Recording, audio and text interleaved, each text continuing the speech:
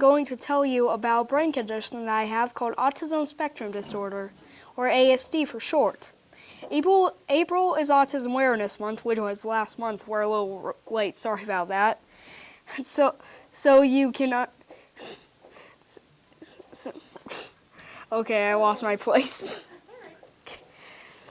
April's Autism Awareness Month, so I thought it would be a good time to teach you guys about autism so you can understand people like me better.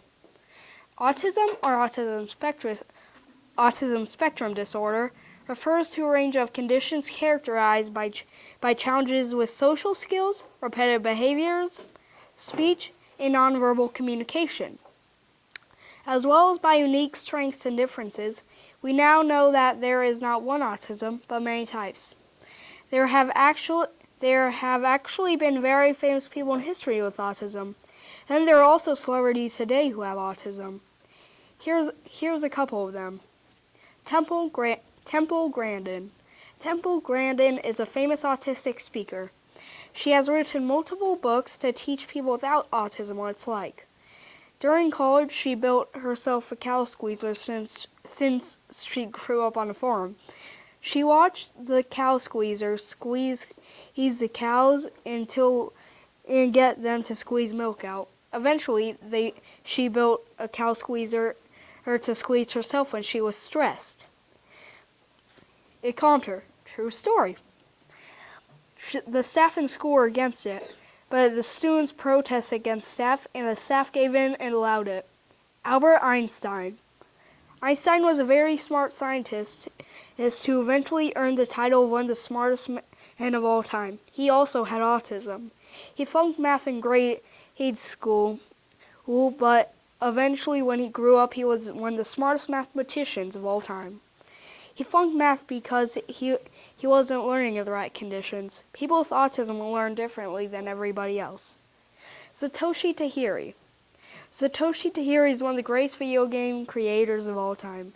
He is also a high-functioning autistic.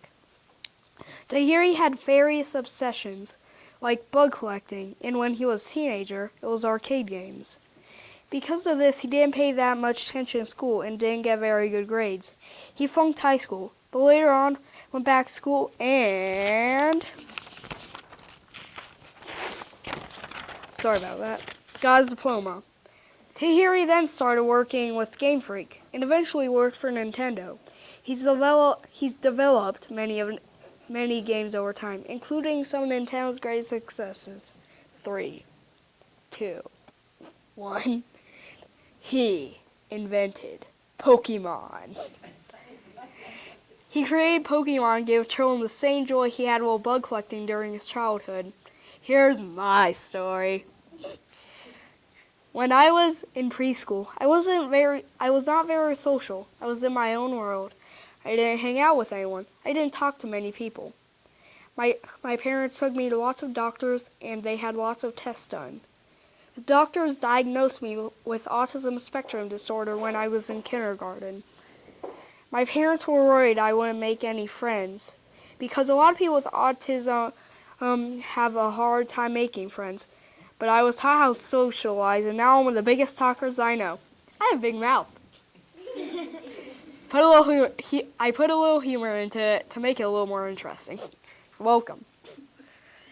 I want you to understand how people like me are different than you, but also how they are similar to you as well. One of the things that makes me different is people with autism tend to be less athletic. My gross and fine motor skills were delayed. Gross motor skills are your big movements, such as throwing, kicking, running, and jumping. Fine motor skills are your small movements, such as tapping, riding, and tying your shoes. Miss Stacy used to come over to my house to help me with my fine motor skills when I was about to go to kindergarten.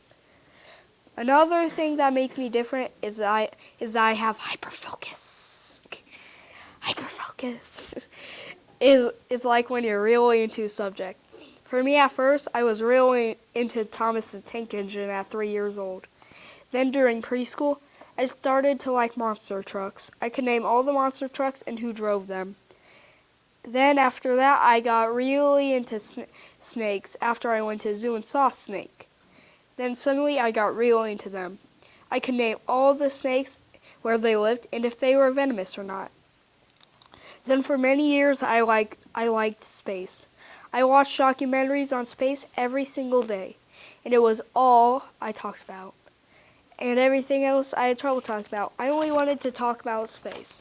My dad bought me a telescope so I could look at the stars and planets in the sky. I have also hyperfocused on Minecraft starting on the Christmas morning of the year I was in kindergarten. I know the exact day. Another thing that makes me different is that I have a quirk where I run back and forth. I do that because it helps me think about the things I want to think about. It helps make my brain active. And sometimes I flap my arms because it kind of helps me feel what I'm thinking about. It's kind of like virtual reality in your imagination. I don't pace this year as much as I did last year. Last year, I used to do it all recess. This year, I found a social activity that I like to do more than that, which is the imagination game.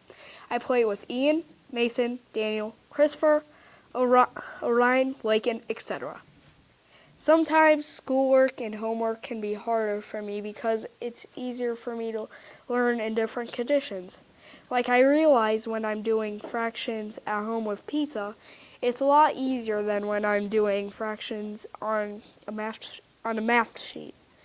When we are cutting up pizza at home, I instantly know the fraction. I think it's because of math sheets. You're just looking at a white sheet and not a lot of color. But when you're looking at real world, you can see much more color in 3D, so you can feel the difference.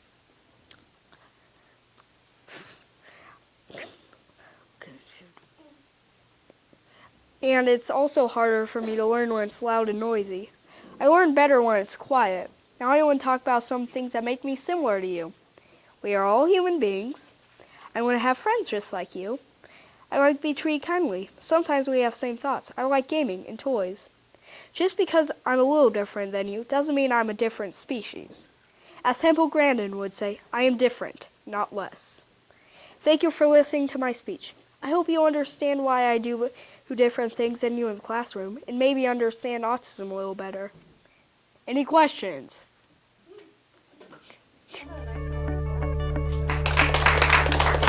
Thank you.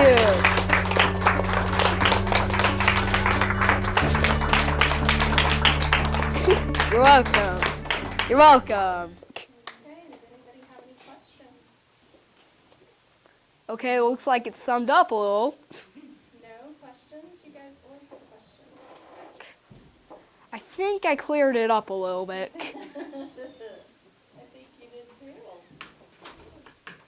No questions? Seriously? It's crazy, isn't I it? was going to ask a question in the beginning, but you answered it during. The answer, what was your question going to be? It was, like, what happens, like, I don't know how to explain it, but Put it out there, I'll help you. Just say the line in my speech I said that gave it away. If you can remember it.